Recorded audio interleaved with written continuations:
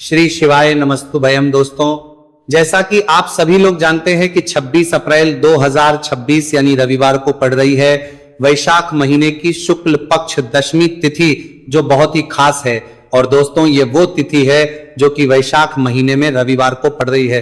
दोस्तों, इसी दिन सूर्य देव को जल देते समय बोल देना इन 3 शब्दों को, फूटी किस्मत भी चमक जाएगा, खुल जाएंगे बंद किस्मत के दरवाजे, धन दौलत की कभी कमी नहीं होगी, हर इच्छा मनोकामना होगी पूरी। भक्तों, आज का वीडियो आपकी किस्मत को इतनी तेजी से बदल सकता है कि आप खुद हैरान रह जाएंगे। इसलिए भक्तों, आज के इन प्रवचनों को शुरू से लेकर अंत तक जरूर देखें। कहते हैं भगवान सूर्य देव को जल चढ़ाने का एक ऐसा रहस्य है जिसे अगर किसी ने जान लिया और सही भावना से कर लिया तो उसकी हर मनोकामना पूरी हो जाती है। लेकिन सबसे बड़ा रहस्य यह है कि जल चढ़ाते समय सिर्फ हाथ नहीं उठते, भाग्य उठता है। सिर्फ तांबे के लोटे से जल नहीं बहता, आपकी जिंदगी की सारी रुकावटें बहने लगती हैं। साथियों, जब आप सुबह सुबह पूर्व दिशा की ओर मुंह करके सूर्य देव को जल अर्पित करते हैं तो उस समय आपका मन, आपकी आत्मा और आपकी भावनाएं पूरी तरह से ईश्वर से जुड़ जाती हैं।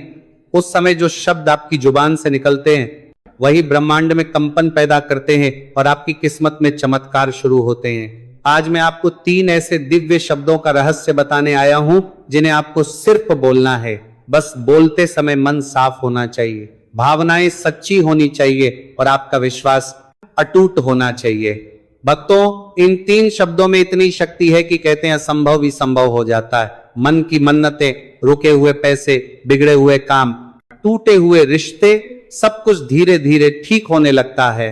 पर याद रहे, यह शक्ति उन्हीं को मिलती है जो अपने इरादों को पवित्र रखते हैं और सूर्य देव के सामने सिर झुकाकर विनम्रता से प्रार्थना करते हैं।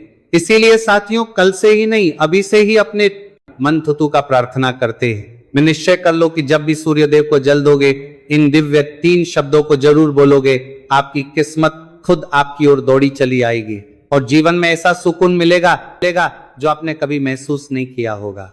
अब जरा सोचो, हर दिन जब सूरज उगता है तो सबसे पहले उसकी किरणें धरती को छूती हैं, वे पेड़ों को, नदियों को, पहाड़ों को और फिर हमारे शरीर को ऊर्जा देती हैं।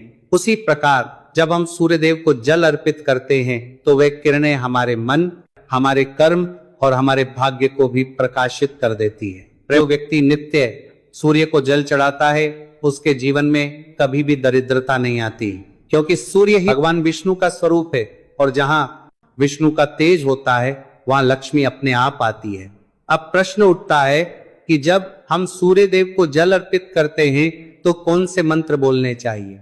तो सुनो मेरे प्रिय भक्तों, 3 ऐसे मंत्र हैं जिन्हें बोलने मात्र से ही जीवन के सारे दोष मिट जाते हैं, गरीबी का नाम और निशान मिट जाता है और जीवन में एक अद्भुत तेज, एक दिव्यता भर जाती है। दोष में परेशान नहीं करत रहा। पहला मंत्र है घृणी सूर्य नमः। इसका अर्थ है, हे प्रभु सूर्य देव, आप में जो घृणा यानी तेजस्विता, ऊर्जा और ज्ञान का प्रकाश है, मैं उस ऊर्जा को नमन करता हूं। जब आप यह मंत्र बोलते हैं तो आपके शरीर के भीतर की नकारात्मक ऊर्जा नष्ट होती है, आलस्य, अज्ञान और मानसिक अंधकार दूर होता है। दूसरा मंत्र है सूर्य नमः। यह मंत्र सबसे प्राचीन और सरल है, लेकिन इसकी शक्ति अपार है। इस मंत्र को बोलते समय जब आप सूर्य को जल चढ़ाते हैं तो जल की धारा के साथ आपके कर्म भी पवित्र होते हैं, आपके जीवन के दोष धीरे धीरे समाप्त होने लगते हैं। तीसरा मंत्र है उरादित्य नमः। आदित्य यानी जो सबका पिता है, जो सबको जीवन देता है। जब आप यह मंत्र बोलते हैं तो यह केवल सूर्य देव की पूजा नहीं है, बल्कि सृष्टि के हर जीव की आराधना है। आज कहते हैं सूर्य को जल देना मतलब अपने भीतर की कृतज्ञता को जगाना। जो इंसान सूर्य देव को प्रणाम करता है उसके जीवन में कभी अंधकार नहीं रहता। अब बात आती है विधि की। सुबह ब्रह्म मुहूर्त में उठिए, यानी सूर्योदय से लगभग आधा घंटा पहले सबसे पहले स्नान कीजिए, अपने शरीर को और मन को शुद्ध कीजिए। फिर एक तांबे के लोटे में जल भरिए, उसमें थोड़ा सा लाल फूल, थोड़ा सा अक्षत, चावल और अगर संभव हो तो लाल चंदन की एक बूंद डाल दीजिए। अब अपने मन को शांत कर लीजिए और जब सूर्य देव की पहली किरण आकाश में दिखे तो पूर्व दिशा की ओर मुख करके दोनों हाथों से जल अर्पित कीजिए। ध्यान रखिए, जल की धारा पतली और निरंतर होनी चाहिए ताकि सूर्य की किरणें उस जल से छनकर आपके नेत्रों और मस्तिष्क पर पड़े। उस क्षण में जो ऊर्जा आपके भीतर प्रवेश करती है वही आपके जीवन को धन्य बनाती है। महाराज कहते हैं, जिस घर का कोई सदस्य प्रतिदिन सूर्य को जल देता है उस घर की दरिद्रता पिघल जाती है। ऐसे घर में लक्ष्मी का वास स्थायी हो जाता है। अब बहुत लोग ये पूछते हैं, महाराज जी हम तो शहर में रहते हैं, हमारे सामने सूरज साफ नहीं दिखता, क्या करें? तो सुनो, जब तक भावना शुद्ध है तब तक हर पूजा स्वीकार्य है। आप बालकनी में खड़े होकर भी सूर्य की दिशा में जल अर्पित कर सकते हैं। जरूरत है सिर्फ श्रद्धा की। धन और समृद्धि केवल मेहनत से नहीं आती, वह आती है कृपा से, और कृपा वही होती है जहां श्रद्धा होती है। सूर्य देव का जल चढ़ाना मतलब केवल एक अनुष्ठान नहीं है, यह ब्रह्मांड की सबसे बड़ी ऊर्जा से जुड़ने का माध्यम है। अब देखो, जिन लोगों को हमेशा पैसों की तंगी रहती है, व्यापार में हानि होती है, घर में क्लेश रहता है, वे अगर प्रतिदिन सूर्य को जल चढ़ाने लग जाए तो धीरे धीरे उनकी किस्मत पलटने लगती है। क्योंकि जब सूर्य की किरणें आपकी आत्मा को छूती है तो कर्मों के अंधकार को मिटा देती है। आज एक कथा सुनाते हैं। एक व्यक्ति रोज मेहनत करता था लेकिन हमेशा कर्ज में डूबा रहता। उसने महाराज जी के कहने पर सिर्फ 21 दिन सूर्य को जल अर्पित किया और इन 3 मंत्रों का जाप किया। 21 दिन बाद उसके व्यापार में आश्चर्यजनक परिवर्तन आया, क्योंकि जब ईश्वर की कृपा होती है तो कर्मों के फल भी बदल जाते हैं। तो मेरे प्यारे भाइयों और बहनों, यदि आप चाहते हैं कि आपके जीवन में कभी अभाव ना आए तो आज से ही यह संकल्प लीजिए कि प्रतिदिन सूर्य को जल अर्पित करेंगे। मंत्र उच्चारण के साथ भावना रखिए कि हे प्रभु, मेरे भीतर का अंधकार मिटा दो, मेरे कर्मों में प्रकाश भर दो। देखना, 1 महीने के अंदर ही जीवन में परिवर्तन आ जाएगा, क्योंकि सूर्य केवल आकाश में नहीं है, वह आपके भीतर भी है, आपके हृदय में, आपके कर्मों में।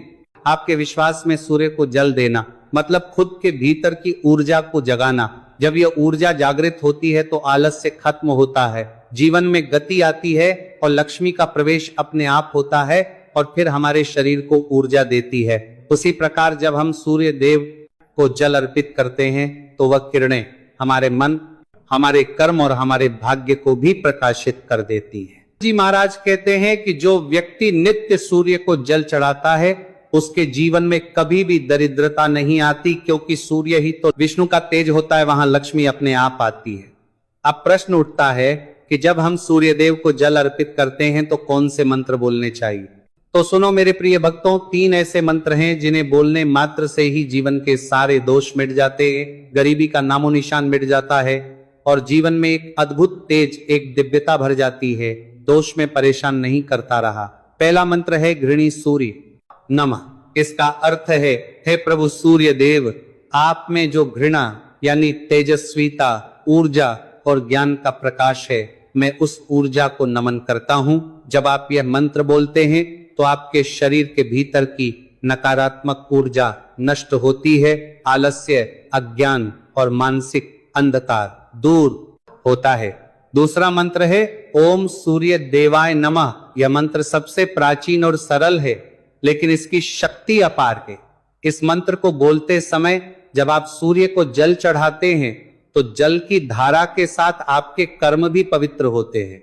आपके जीवन के दोष धीरे धीरे समाप्त होने लगते हैं। तीसरा मंत्र है पुरादित्य नमः। आदित्य यानी जो सबका पिता है, जो सबको जीवन देता है। जब आप यह मंत्र बोलते हैं तो यह केवल सूर्य देव की पूजा नहीं है, बल्कि सृष्टि के हर जीव की आराधना है। कई लोगों के मन में यह सवाल भी होता है कि झाड़ू घर की बहू लगाए या काम वाली भाई।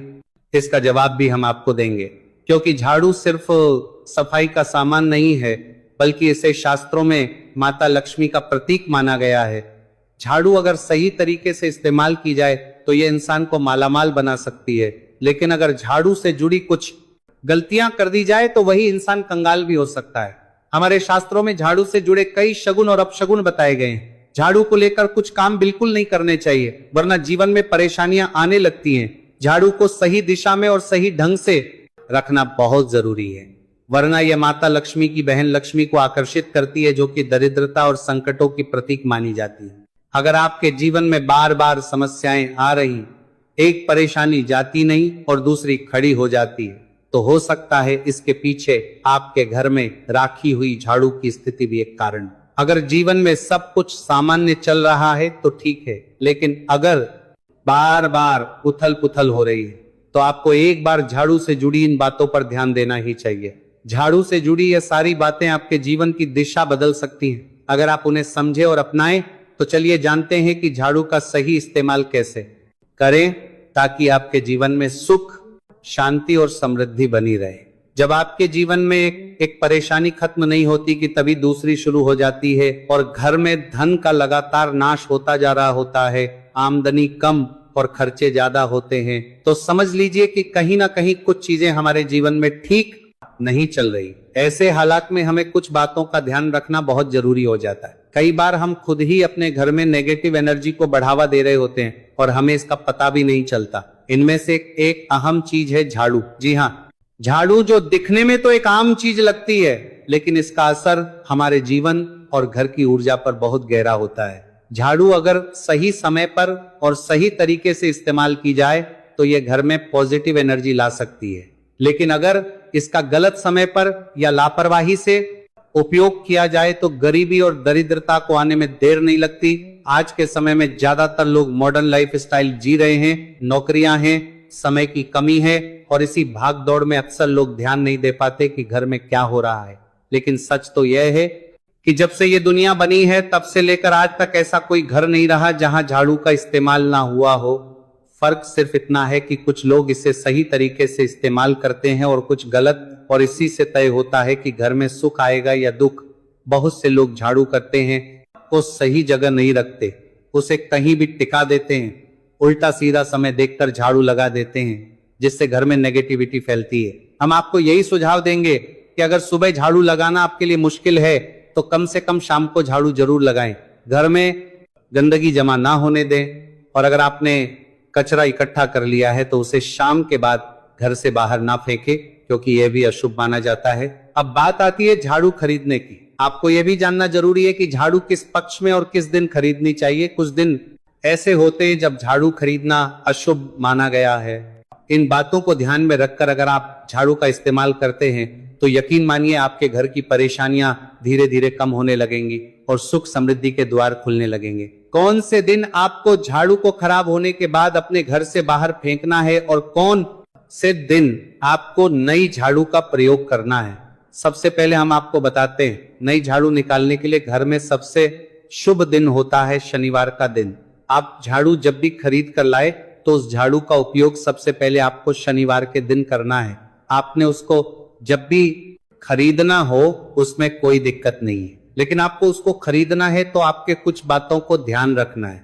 जब भी आप झाड़ू खरीद सोमवार, मंगल, बुध, बृहस्पति, शुक्र, शनिवार, एक सप्ताह में 7 दिन होते हैं। सोमवार, बुधवार, गुरुवार और शुक्रवार ये सौम्यवार माने जाते हैं। इस दिन आपको भूलकर भी झाड़ू नहीं खरीदनी है।